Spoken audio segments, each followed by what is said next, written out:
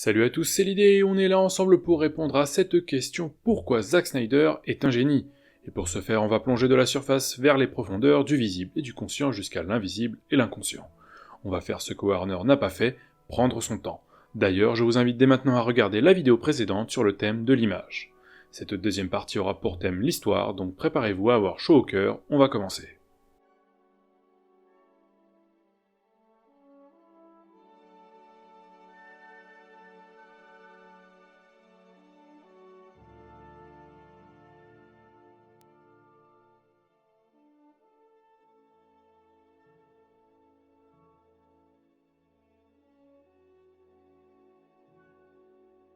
Imaginez que le sort du monde entier repose sur vos épaules, que cela envahisse votre vie privée et que par conséquent, votre famille est constamment en danger à cause de vous.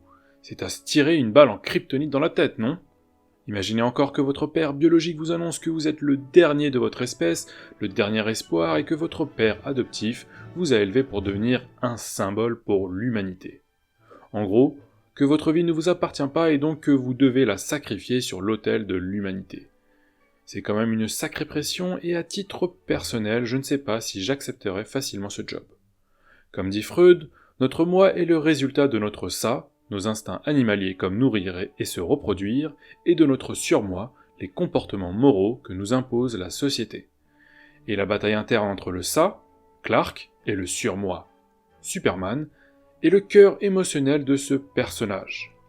La scène qui symbolise ce combat interne est celle où Superman se décide à tuer Zod pour sauver la famille en danger et où il s'effondre en larmes dans les bras de Lois. Car ce n'est pas Superman qui s'est effondré, mais bien Clark, qui lui a été élevé dans la morale chrétienne où chaque vie est sacrée. Dans Dawn of Justice, Lex Luthor poussera Clark dans ses derniers retranchements en lui posant le dilemme suivant: tuer Batman pour sauver sa mère, et devenant ainsi une icône déchue pour les hommes, ou bien refuser de jouer à ce jeu malsain, au risque de sacrifier sa propre mère. Lorsque Clark s'envole vers les cieux en disant à Lois « Aucun homme ne peut rester indéfiniment bon », son visage est tordu de douleur face à ce dilemme impossible qu'Albert Camus, le philosophe français, a pour sa part tranché. « Je crois à la justice, mais je défendrai ma mère avant la justice. » Clark acceptera finalement son sort en sacrifiant sa vie pour l'humanité. C'est ce sacrifice, ce dépassement de soi, qui nous inspire à nous dépasser nous-mêmes, qui fait de Clark et non Superman un grand personnage. Comme le montre sa statue de par sa posture, Superman est Atlas, il porte la Terre et l'humanité sur ses épaules.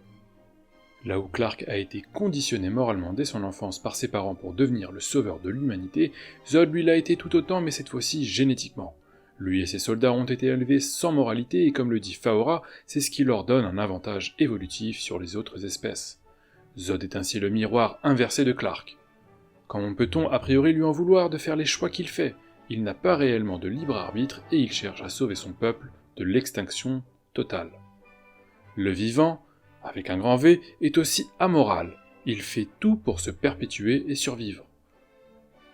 Que cela soit dans le monde animal ou dans l'histoire des nations et des peuples.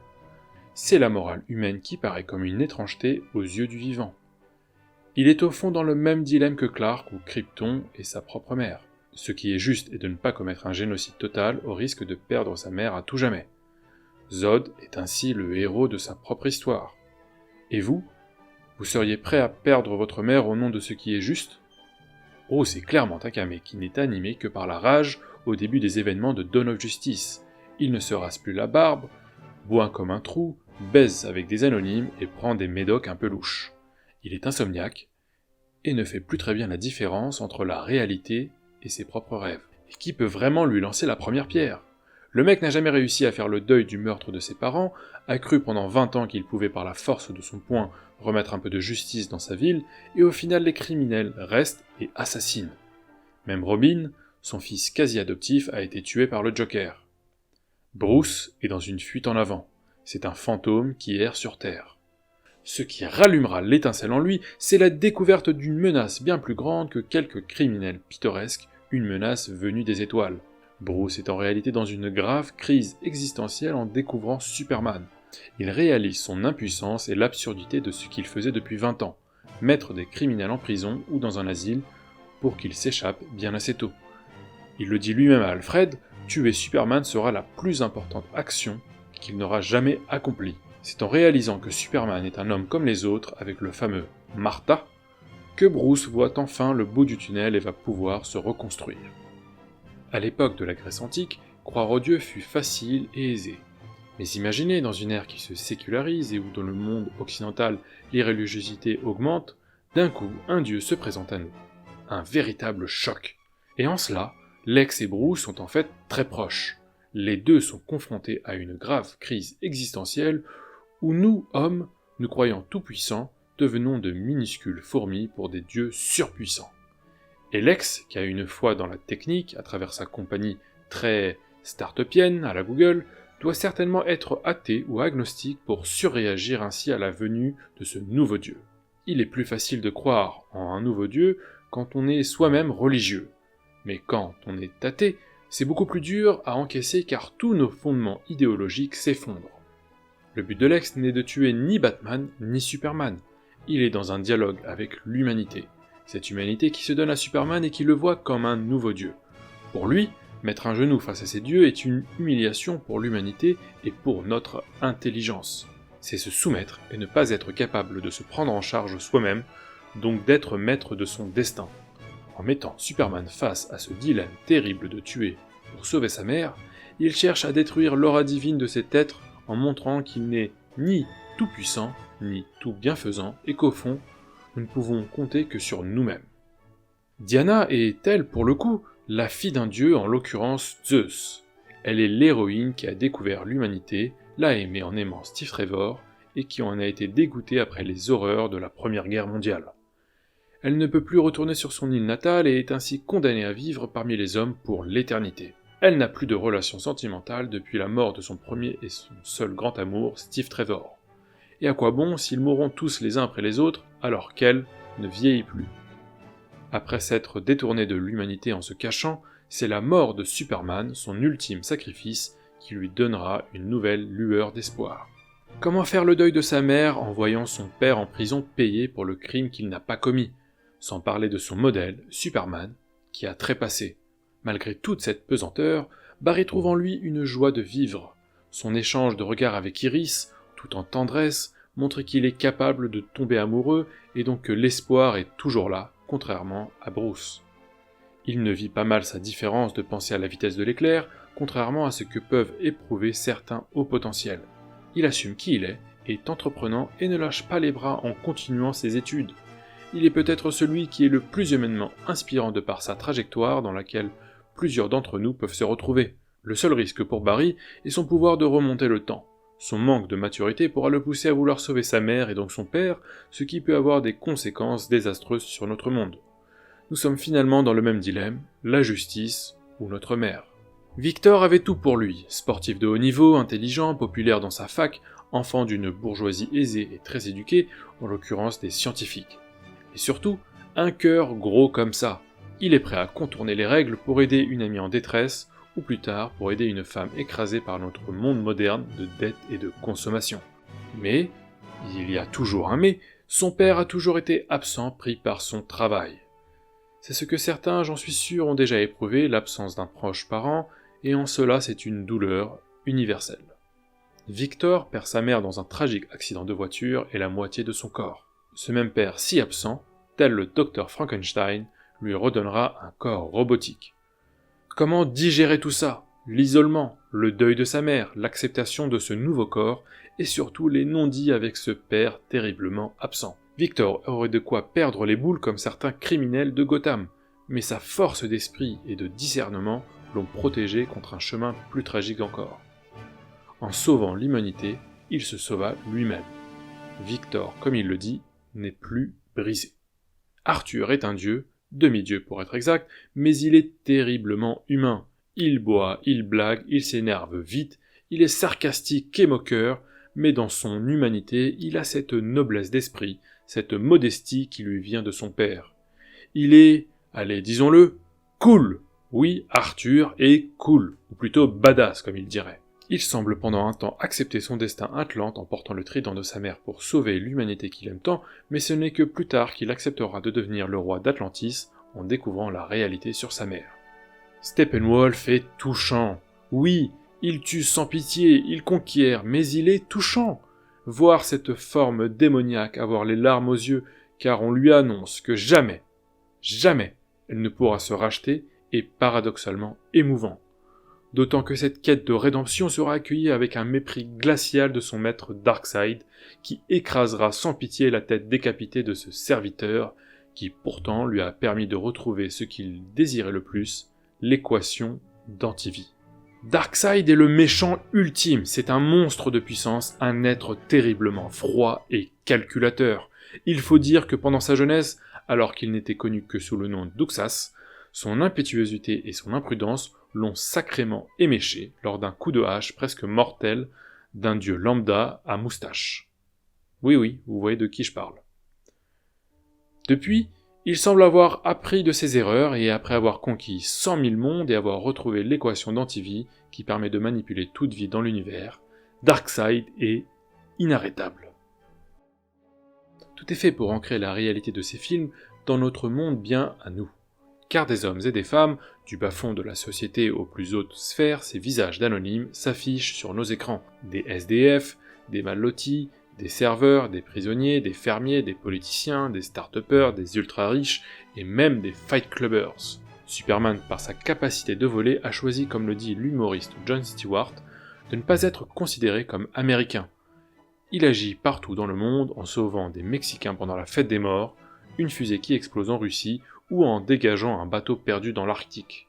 Notons d'ailleurs la délicieuse présence de Neil deGrasse Tyson, notre astrophysicien personnel, meilleur moyen d'ancrer définitivement cet univers dans le nôtre. Bruce, lui, ira jusqu'en Islande pour retrouver Arthur, nous faisant profiter de ces magnifiques vastes étendues naturelles. En plus de ce monde très inspiré du monde des abysses océaniques, je me suis longtemps dit que ce monde des Kryptoniens, leur architecture, leurs tenues et leurs armures me semblait très familière. Où est-ce que j'avais déjà vu ce monde tout en noir, très organique, sans aucune ligne droite et très lubrique. Et ce casque-là, ça ne vous dit rien ?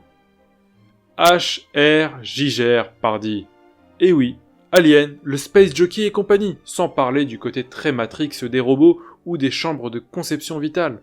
Ce monde ultra rationalisé et technophile a fini par s'affaisser sur lui-même et la seule lueur d'espoir a été de procréer naturellement, de laisser un peu de hasard et de libre arbitre en ce bébé qui, vierge de tout, saura préserver son espèce de ses erreurs passées. Le monde des Atlantes est aussi un monde déchu, une première fois lorsqu'il s'enfonça dans l'océan et une deuxième par des dirigeants corrompus qui n'ont rien à envier à nos propres dirigeants. Le monde des Amazones est un véritable paradis, de vastes étendues naturelles, aucune technologie, des traditions et des rites bien gardés, une nation de femmes unies dans le respect mutuel. L'Antiquité idéale. Zeus, Arès, Artémis ne sont pas des mythes, ils ont existé, et c'est ce même Zeus qui a créé l'humanité. Arès massacrera tous les anciens dieux, et le seul espoir pour arrêter Arès fut Diana, que Zeus créa dans un dernier souffle dans l'argile, et que porta en elle Hippolyte. Le monde d'Apocalypse est l'antithèse du monde des Amazones, un monde magmatique empli d'esclaves sans cervelle, les paradémons, sans possibilité de vie ni de nature. Cette civilisation a tout de même sa langue, ses coutumes, ses technologies et un style vestimentaire pour le moins très recherché. Un monde sans espoir à la merci d'une seule volonté, Darkseid. Le monde du Nightmare n'est pas l'avenir mais bien un monde parallèle. Il ne faut pas trop se fier au Joker, mais il dit bien à Batman que dans chaque univers, il refusait de mourir. Il est très possible que le Batman que nous suivons dans ce monde post-apo très Mad Maxien soit le Batman de l'univers principal, venu en renfort dans un monde où Superman aurait succombé à la colère et contrôlé par Darkseid est devenu le mal absolu. Mais ne le saura-t-on peut-être jamais. John Jones est évidemment la bonne surprise sous nos yeux depuis Man of Steel jusqu'à devenir ministre des États-Unis. Comme Clark, il est le dernier de son espèce et il jouera un rôle psychologique très fort en remettant Lois sur le chemin de l'espérance en prenant la forme de Martha Kent. Les lanternes ont toujours existé et ont combattu il y a 5000 ans aux côtés des Atlantes, des Amazones et des anciens dieux et reviendront combattre le Superman devenu mauvais. Robin est malheureusement décédé sous les coups du Joker et on peut même apercevoir Ace Chemical à Gotham, là où le Joker se transforma. À la fin de Dawn of Justice, nous voyons Deathstroke qui cherche à en découdre avec son adversaire justicier. Ryan Choi, le futur Atom, est déjà en place et je peux vous dire que ce gars-là, c'est un sacré chaud lapin. C'est clairement le thème qui traverse tous les films. La destruction de Krypton par la consommation excessive des Kryptoniens, la destruction de la Terre par la créature follement destructrice de Lex Luthor, Doomsday, ou bien d'une force conquérante venue des étoiles. Ces trois destructions du monde peuvent être aussi vues comme les dangers qui nous guettent, nous, humains. La surconsommation, la destruction environnementale, la foi aveugle dans la technologie, la déshumanisation par eugénisme, la création de la bombe nucléaire, Doomsday n'étant qu'un arsenal nucléaire avec des bras, ou tout simplement la destruction du monde par les guerres. Tous ces mondes sont ravagés et isolés, il n'y a plus de civilisation martienne, Atlantis a coulé sous l'eau, Themyscira est isolé de tout, Gotham est rongé jusqu'à l'os par le crime et l'insécurité. Le monde parallèle du Nightmare est l'illustration ultime de ce qui peut advenir. Comme a dit Freud, Copernic a infligé la première blessure narcissique à l'humanité en démontrant que la Terre n'était pas au centre de l'univers, mais qu'elle était un astre parmi d'autres et qui tourne autour du Soleil. La deuxième blessure narcissique fut infligée par Darwin lorsqu'il démontra que l'homme n'était qu'un animal parmi d'autres et qu'il n'était pas le fruit d'une volonté divine, mais bien d'une évolution naturelle. La troisième blessure fut infligée par Freud lui-même en montrant que nous, hommes, qui nous croyons maîtres de nous-mêmes, nous étions finalement baignés dans l'océan infini de notre inconscient. Comment l'humanité a-t-elle réagi à cette quatrième blessure narcissique que des dieux vivaient parmi nous? Une partie l'a acceptée et s'est mise à espérer, et une autre l'a refusée, Lex et Bruce. Tous nos héros sont en deuil et portent le décès de leurs parents sur leurs épaules. Clark a vu son père se sacrifier pour protéger son secret, Bruce a vu le meurtre de ses parents, Diana a perdu l'amour de sa vie qui s'est sacrifié, Barry doit vivre avec l'idée que son père est emprisonné injustement pour le meurtre de sa propre mère, et Victor a perdu tragiquement sa mère et son père s'est sacrifié devant ses yeux. C'est en s'unissant et en se dépassant que tous parviennent à transcender le deuil et à être résilients face à cette douleur qui ne vous lâche jamais vraiment.